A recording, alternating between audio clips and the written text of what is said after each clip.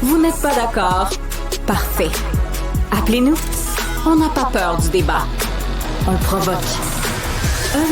187-827-2346. 187 Cube Radio. Avec notre consultant marketing et spécialiste des médias sociaux, Jérémy Grandmont. Oui, c'est moi-même. Écoute, Bonjour. j'adore ton thème. Les médias sociaux pour sensibiliser à des enjeux de santé et documenter un processus de guérison. Oui, puis un réel impact dans la société, tout ça, selon moi. Pas flaky, pas une patente de telle influenceuse nous dit de manger du brin de scie. C'est pas ça que tu parles. Ah non, non, ça, on va pas là-dedans. Puis, c'est un Ou autre d'investir sujet. dans la crypto comme Yves-François Blanchet. Oui, j'ai vu. Ouais, j'ai vu ça. Ça, c'est un autre sujet. Mais malheureusement, c'est piratage. crédible. Moi, je me dis... Oui, j'ai cliqué dessus. Puis là, Non, c'est pas vrai. terrible. Oui, parce que ça fait déjà plusieurs mois, peut-être un an qu'on voit plusieurs créatrices de contenu documenter des épreuves dans leur vie, que ce soit lié à des maladies, par exemple, le cancer, ou des fois des accidents malheureux qui changent carrément la vie. C'est-à-dire, on a un accident, on devient tétraplégique, ça change carrément notre vie.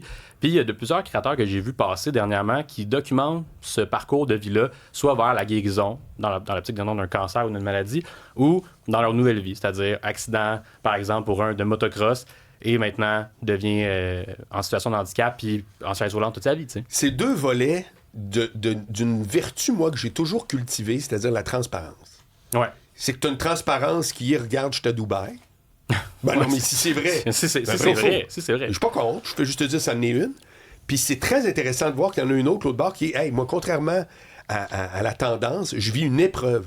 Mm-hmm. Mais sais-tu quoi? Je vais en parler aussi. Moi, je trouve ça très intéressant. Puis il y a un côté de grande vulnérabilité que ça prend de faire ça, de s'exposer. Tu sais, aussi avoir le cancer, il y a une certaine... Puis j'en ai parlé avec justement une des filles que je vais vous parler, qu'il y a une certaine honte aussi à avoir le cancer. Tu sais, moi, j'en ai pas un et j'en ai pas présentement, j'en ai pas eu non plus dans ma vie, donc je ne sais pas, je fais juste paraphraser ce qu'elle me disait.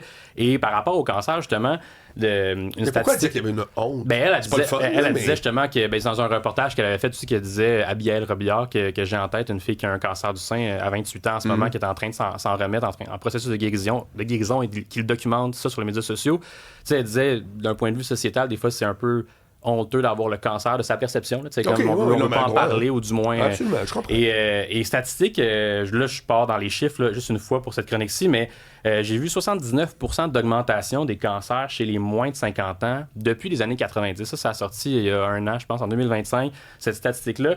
Et là, 79% d'augmentation, ça peut paraître effrayable, c'est beaucoup. Après ça, je sais pas quel nombre il y avait avant et quel nombre on est rendu aujourd'hui, mais tout ça pour dire que ça augmente. Et les cancers les plus qui augmentent le plus, c'est les cancers du sein et les cancers digestifs, donc tout ce qui est cancer du côlon, tout ça. Okay. Et qu'avant, on voyait ça dans les âges plus âgés, là, après la cinquantaine, soixantaine.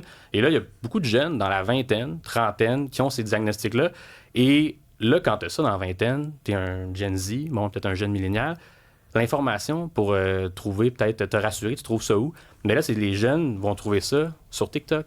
Plusieurs ont dit même, dont Abigail disait, moi, je suis allé tout de suite écrire sur TikTok cancer du sein pour avoir de l'information, me faire rassurer comme quelqu'un d'autre pour avoir documenté ça avant moi, puis me faire rassurer. Et ça me fait vous dire justement que TikTok, ça fait déjà quelques années de ça, là, depuis 2021-2022. Tu as un moteur de recherche meilleur que Google pour les jeunes. Donc, les jeunes ont tendance à aller plus souvent sur TikTok, faire des recherches. Pour n'importe quelle raison?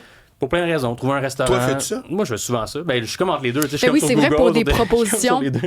Des propositions d'endroits où aller, c'est très... ça fonctionne bien. Tu vas écrire quoi, par exemple? Restaurant. Meilleur resto Montréal, par exemple. Ou à New York. Là, tu vas avoir, au lieu d'avoir, par exemple, des articles de blog qui vont sortir ou du moins des références sur Google Maps, tu vas avoir une vidéo de quelqu'un qui est allé. Tu vas avoir une séquence de photos de quelqu'un qui a pris des photos du repas, qui a documenté. Fait que là, pour un sujet, pour les restaurants, c'est une chose, mais même pour tout ce qui est maladie, cancer, tout ça, il y a des gens, peut-être aux États-Unis, ailleurs dans le monde, qui vont documenter ça, qui vont parler de leur processus. Bien évidemment, il faut toujours faire attention à la désinformation par rapport à ça. C'est toujours une expérience personnelle que ces gens-là vont raconter, mais ça permet d'être moins seul dans l'épreuve qu'on vit. C'est comme une manière de se rassurer. Non, et on veut voir des vraies personnes qui vivent ça, comme ça au moins, mais ça peut permettre de connecter avec des gens numériquement parlant, d'exister numériquement aussi, puis de sentir qu'on est comme validé à travers ça. Puis différents angles d'analyse qui est intéressant pour ce truc-là au niveau social aussi, c'est que ça peut avoir une portée qui est plus grande que soi. sais, comme Abigail, par exemple, ou même un autre exemple qu'elle-même m'a envoyé d'une jeune de 23 ans, Laurélie, qui s'appelle, qui a un lymphome de Hodgkin, documente ça. Et ça peut avoir c'est plus grand que ça, donc atteindre des gens qui sont pas atteints de cancer, mais qui vont être sensibilisés, créer un capital de sympathie. On veut documenter ça pour exister.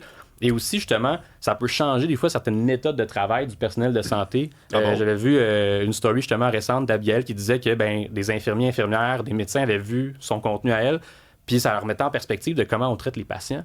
Parce que tu sais, t'es un médecin, t'es formé pour traiter les gens, évidemment, mais t'es pas patient toi-même. En tout cas, c'est assez rare que tu aies les deux rôles en même temps. Fait que ça remet en perspective, c'est comme, OK, je savais pas que tu pensais à ça pendant que je vais prodiguer un soin ou peu importe, tu te sentais comme ça m'a ouvert les yeux. Il y a des infos tout à coup qui sortent. Je vais faire attention pour le prochain patient, prochaine patiente qui pourrait avoir ça. Fait que c'est intéressant de savoir ça du niveau social parce que tu te dis, ça peut aider, tristement, une personne qui aura un diagnostic futur de cancer ou de maladie chronique, par exemple, mais ça favorise ça aussi. Et moi, je voulais aller plus loin derrière ça aussi. Ça favorise, je pense, le rayonnement de certains types de fondations. Hein? Parce que les fondations, la philanthropie, c'est un sujet qui est proche quand même de ça. On fait de la recherche, on fait des dons pour la recherche. La philanthropie, ça va pas super bien en ce moment au Québec ou dans le monde. Il y a beaucoup d'articles qui sont sortis dans les dernières années comme quoi, justement, on a peut-être moins d'argent aussi pour faire des dons et tout ça. Mais ça permet de mettre en lumière certaines fondations pour faire de la recherche, puis d'avoir certaines personnes qui en parlent en ligne, qui vivent ça, qui vivent des fois même une situation de handicap. Là, je pense entre autres à une autre personne qui a eu un accident, comme je disais tantôt, de motocross, Loïc Beaulieu, qui s'appelle L'Handicapable sur TikTok. Lui, il documente... L'Handicapable. Handicapable. Il fait des vidéos sur comment sa nouvelle réalité en fauteuil roulant. Peut-être mettre en lumière certains types de fondations qui peuvent aider pour ces personnes-là qui vivent une situation de handicap. Et d'autres exemples comme ça, il y en a plein. Donc, tu sais, ça augmente aussi justement l'intérêt collectif envers ces maladies-là ou ces situations-là. Puis qui dit, augmenter l'intérêt collectif, dit aussi, peut-être que plus ça intéresse des gens, plus on va faire de la recherche là-dessus. T'sais. Plus on va dire, on veut guérir ça ou on veut augmenter la qualité de vie de ces personnes-là.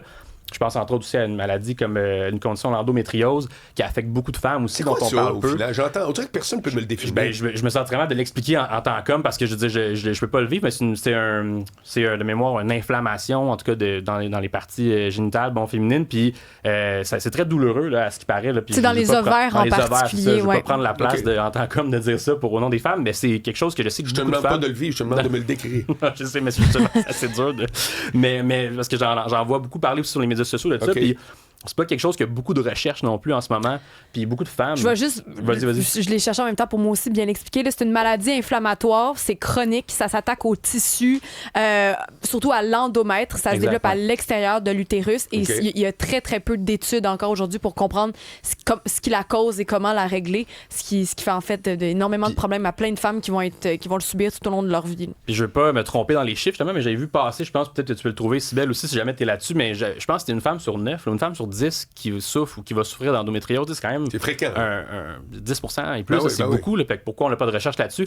Mais le fait d'en parler des fois sur les médias sociaux, c'est ça. C'est une personne sur 10. C'est ça. C'est quand même des nombres qui sont élevés. À date, ça fait 2 fois qu'on te vérifie, puis c'est bon. C'est bon, tu vois, faut que je me fasse confiance dans mes affaires. Oui, c'est solide.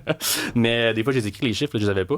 Mais bref, et justement, l'incidence là-dessus, sur les fondations qui cherchent à sensibiliser les gens, mais comme je disais, la philanthropie en ce moment, c'est dur. Les gens qui sont dans les fondations sont souvent des petites équipes. Moi, je m'implique personnellement pour Enfants Soleil depuis 5-6 ans à faire des TikTok durant le Téléthon Enfants Soleil. C'est des petites équipes qui travaillent dans les fondations pour faire rayonner des causes qui sont beaucoup plus grandes que soi. Puis d'avoir des gens qui en parlent sur les médias sociaux, ça peut faire aussi des bons ambassadeurs. Par la force des choses, oui, une situation malencontreuse qui arrive, mais tu deviens aussi peut-être porte-parole de ça pour pouvoir aider d'autres gens. Est-ce que c'est du contenu prisé en termes de nombre absolu? Qu'est-ce que tu veux dire par Est-ce que tu as beaucoup de clics puis de views sur des trucs de santé comme ça qui, à quelque part, sont pas faits pour justement Bitcoin ou filles en bikini? Là? En tout cas, je peux parler pour la personne Abigail Robillard là, que moi je connais aussi, que j'ai connu sur les médias sociaux, que j'ai même pas vu encore dans la vraie vie, peux-tu croire, mais on est amis numériques, là, on dit ça les deux ensemble, mais je lui parle beaucoup sur Instagram parce que, très académique aussi comme individu, puis elle a un doctorat en ce moment, je veux dire, elle poursuit ses études en faisant son processus de guérison. Puis on parlait de ça, puis oui, elle a eu une grosse portée médiatique grâce à ça. Elle a eu beaucoup d'abonnés qui ont suivi son aventure, qui la suivent encore. Fait que oui, je pense qu'on a une certaine curiosité en tant qu'humain, mais on développe aussi beaucoup notre empathie. Puis c'est assez rare qu'on est porté à avoir l'envers du décor de quelqu'un qui suit un processus de guérison comme ça. Puis je pense que ça nous ouvre les yeux aussi sur la fragilité de la vie. T'sais, à n'importe quel âge. Moi, j'ai 31 ans, puis de voir quand elle a vu son diagnostic à 27 ans, j'ai des amis communs avec elle, par exemple. J'étais comme, mon Dieu, je suis plus vieux qu'elle. Puis, elle est plus jeune que moi, puis elle a ça on dirait que ça te rentre mais dedans. comme Catherine Fournier qui était venue parler de son amie aussi qui avait eu un cancer. La mairesse de Longueuil? Oui, elle avait parlé d'une de ses amies qui avait eu un cancer aussi. Je me rappelle, c'était pas cancer du sein, je pense que c'était cancer du col de l'utérus, oui, si je me souviens bien. Ouais. Mais ça fait parler. Ah oui, pour les tests, parce qu'elle allait faire le exactement, test, aller faire le dépistage, c'est gratuit. Du VPH. Oui, voilà. exact. Donc, en tout cas, c'est pour dire que quand les gens sortent comme ça pour en parler, évidemment, ça fait boule de neige. Conclusion, documenter sa maladie sur les réseaux sociaux, selon moi et selon aussi plusieurs personnes, c'est pas un geste seulement intime, c'est un acte social. Okay? C'est plus grand que soi pour chercher du soutien ou donner du sens à son expérience personnelle, puis lutter aussi contre un certain stigmate que ça peut avoir d'avoir une maladie ou une situation qui est chronique.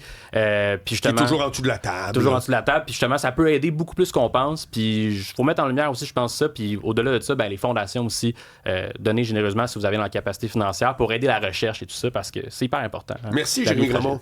À bientôt.